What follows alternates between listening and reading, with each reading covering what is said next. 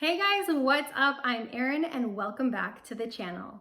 Buying a home is likely one of the biggest financial decisions you're ever gonna make. And according to studies, the average American owns a total of 3 homes throughout the course of their lifetime.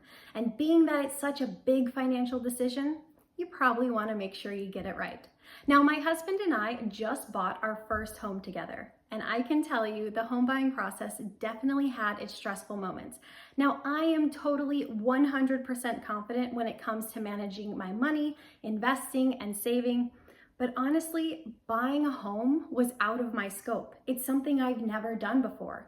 So I had a lot of questions, and I ended up doing what any money enthusiast would do. I watched a lot of YouTube videos, read a lot of books, talked to real estate agents, bankers, other financial planners, and yes, I even asked my family members because I think that they give wonderful advice. And hey, they've actually done the process many times before. Ultimately, we did pull the trigger. We bought a home. Was it the right decision? Honestly, I think only time will tell. But I can confidently say that I absolutely love my little home and I am very comfortable with our monthly payment. So all in all, I am very happy right now. Now, I know I'm not alone in this. When it comes to those big financial decisions, we want to make sure that we are doing the right thing. And hearing the advice and the guidance from experts can really help to guide us down the right path. So that's what I want to do in this video. I want to go over those home buying guidelines that a lot of these financial experts here on YouTube have. Now, each of these individuals has their own unique approach to buying a home and their own guidelines that they use. They all are very knowledgeable in their own fields, but they all use a slightly different approach. So it can be useful to hear how different people look at the situation. And I definitely want to preface this by saying watching YouTube videos is not thorough enough research into buying your first home. Talk to financial experts about your personal financial situation. But this can be really insightful to hear what the experts have to say. So here we go again with another installment to What Do the Experts Have to Say? Home Buying Edition. This time we are going to be kicking it off with the money guy. Now, I love the money guy. The money guy is Brian Preston and Bo Hansen, and they are literally my favorite financial professionals. Hands down, bar none, they take the cake. They are amazing. They have a wildly informative podcast that they also stream here on YouTube. And if you want to get better at any area of your financial life, I could not recommend them any more highly. I will leave a link to their channel down below because I just think that they are absolutely phenomenal. So what is their recommendation when it comes to buying a home? Well, they recommend that your home not exceed 25% of your gross pay. And that 25% is meant to be all-inclusive, meaning your house payment, taxes, insurance, and yes, even utilities. And just a quick note so there's no confusion. Your gross pay is your income prior to any deductions, so think taxes, federal, state, local, Social Security, or even Medicare. And when you're looking at gross pay, if you are buying a house with your partner, well, yes, of course, you both get to tally your incomes into this calculation. So what does that look like? If you have an income of $5,000 a month, that means your housing cost should not exceed $1,250 per month. Now, of course, how much of a home that is going to get you really depends on your region. It depends on your taxes, your HOA, your utilities, your insurance. Just remember that that 25% is meant to be all inclusive of all housing related expenses. Now, they do have one caveat to this rule, and that is if you're in a career field where you are expecting to experience some pretty significant pay increases in the near future, like in the next handful of years, they do say that it's okay to stretch your housing budget. You can make it up to 30% of your current gross pay. A lot of career fields like lawyers and doctors start out relatively low, and then they increase exponentially in just a handful of years. So if that is you, you can absolutely stretch your housing budget a little bit. And now when it comes to a down payment, they do recommend that standard 20%. But they also say if you're younger than 40 or if this is your first home, that 20% is not absolutely necessary. Of course, you do have that threat of being hit with PMI, private mortgage insurance, because it makes you a little bit more of a risky lender if you're not willing to put as much down. But there are ways around that. You can go with an FHA loan or you can go with a VA loan. You don't have to go with a conventional loan. Now, these loan types do have more restrictions, so they aren't always a viable option. Like the VA loan is only available for veterans. And we actually wanted to go with the VA loan because my husband is a service member, but it wasn't an option for us because we went with a condo, and most condos are not eligible for VA loans. And finally, we come to the terms of the loan. Should you go with a 15-year mortgage or a 30-year mortgage? Well, largely their recommendation is based on your age. For those 20-year-olds and 30-year-olds, they recommend that you go with a 30-year mortgage. You will have a smaller house payment, and that will leave you more money to invest. And they always emphasize when you are young, you want to be investing because you can take advantage of compounding interest. The earlier you can invest, the more your money can grow. Then once you hit 40, they start to recommend a 15-year mortgage because you're going to be paying off your home quicker, the interest rates are a little bit more favorable, and it's just kind of a good idea to have your house paid off as you get older in life. But they do add the caveat, if going with a 15-year mortgage makes your housing costs exceed 25% of your gross pay, you should go back to the 30-year mortgage. The whole point is not to be house rich and life poor. By keeping your housing costs to 25% of your gross pay, you are still able to save and to invest, and just as importantly, spend money on things you enjoy. Actually enjoying money and enjoying your life just as much as enjoying the house you live in. Next, we have a man who I don't think needs any introduction here on YouTube, Stephan. Now, I wanted to include Graham on this list for a couple of reasons. One, he's been a real estate agent for his entire adult life, so he probably knows a thing or two about buying a house. And two, I actually think the vast majority of the time he gives really good, sound financial advice. Yes, his thumbnails are often a little bit clickbaity, but hey, he gets viewers to watch his channel. But when you get to the heart of his message, it's often a good one. Quite often, people express their interest in buying real estate as an investment. And Graham, who has done his fair share of real estate investing, openly tells his viewers that not all real estate purchases are investments. He actually recommends that you thoroughly research any real estate options that you buy. Just because you buy a home does not make it an investment. The numbers don't lie. You have to look at the numbers, and there has to be upside potential. Not every home is a good investment. Especially in today's market, with all of these bidding wars, you can easily end up spending quite a bit of money over ask. And it's unlikely that this surge in home prices is going to continue indefinitely. So if you are the highest bidder in an already inflated market and you get the house, there really may not be that much more room for increase in price, at least not for quite a long period of time. He says you need to look at 3 things when you are buying a home. 1, does it help you save money? 2, are you looking to put down roots? Or 3, is it a good investment? So if you want to buy a house, you need to say yes to at least one of these questions. And when you're budgeting for a home goes beyond that monthly payment. You also have to budget in for maintenance and repairs. It's important to know that everything in a home has a lifetime. So if it comes to a roof might last 15 years, an AC unit, 10 to 15 years, carpeting, 5 to 15 years, depending on traffic. So if you're buying an older home, it's important to know the age of things so you can budget accordingly when you're going to need to replace them. Next, he says, make sure that you aren't buying a home at the very tippy top of your budget. Instead, he suggests that you buy a home that you could comfortably afford the payments of a 15-year mortgage on.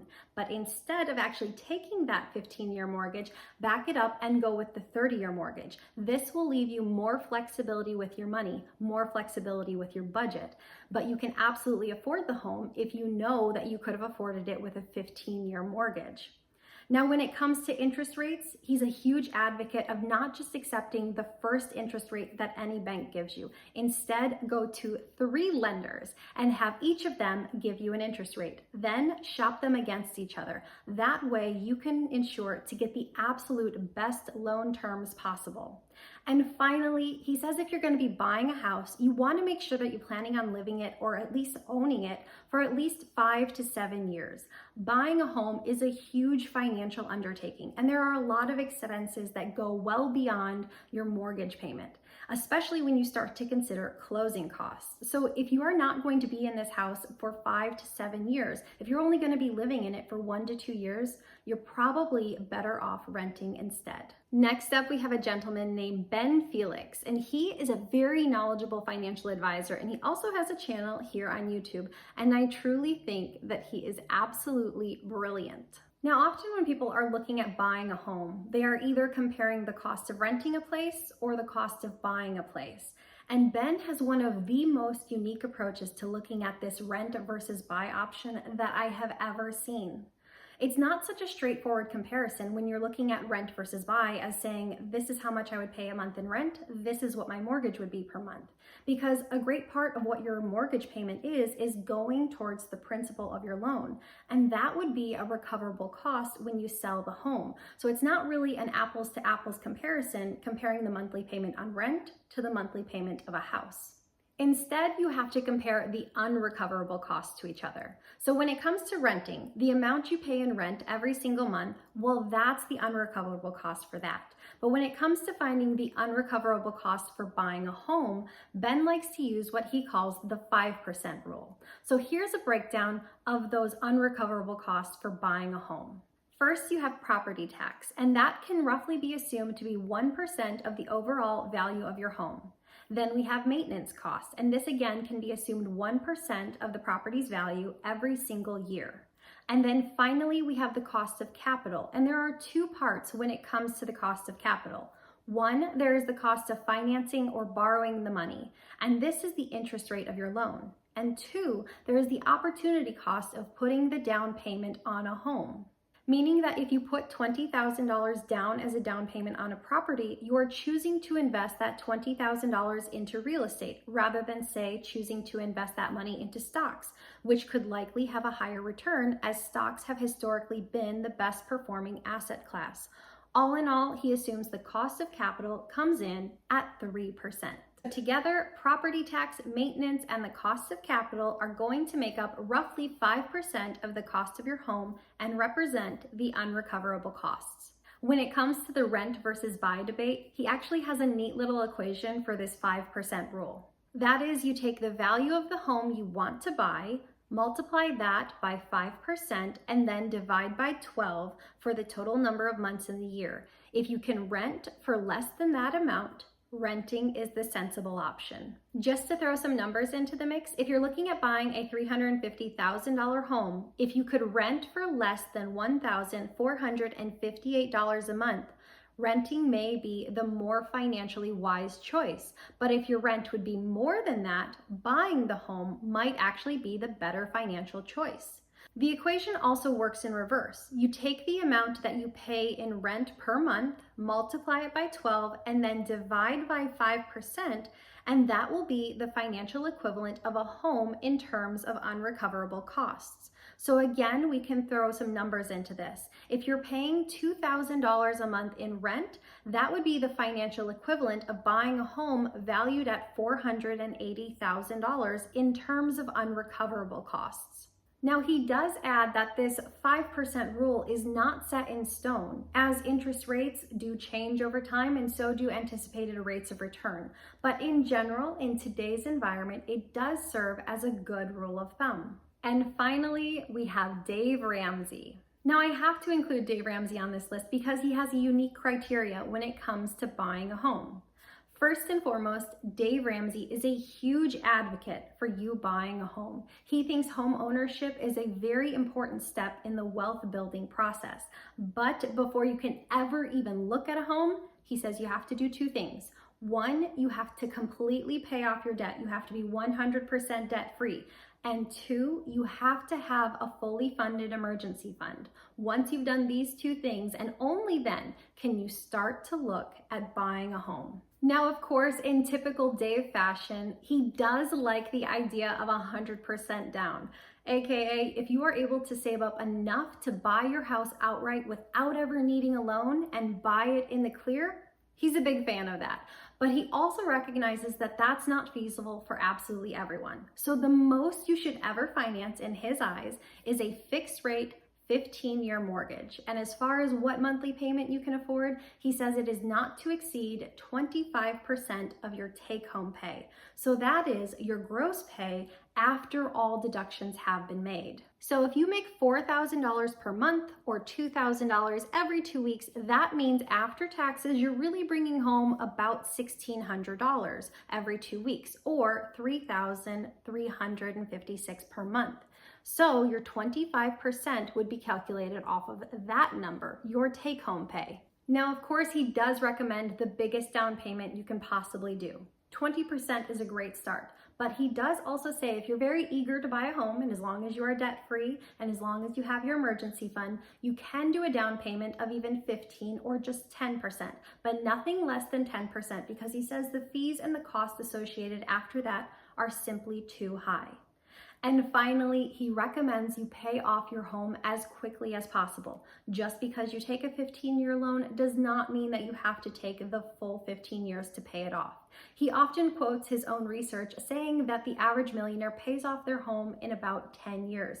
But it is important to note that in his study, the average millionaire was not in their first home. They were actually in their second, third, or even their fourth home. So if you just bought your first home, do not stress about trying to pay it off in 10 years. That's a lot of pressure. Just know that as you get older, and if you sell one home and upgrade to another, you probably have more to put towards that next home, so you can probably pay it off a little quicker. When it's your first home, you don't have to stress about it so much.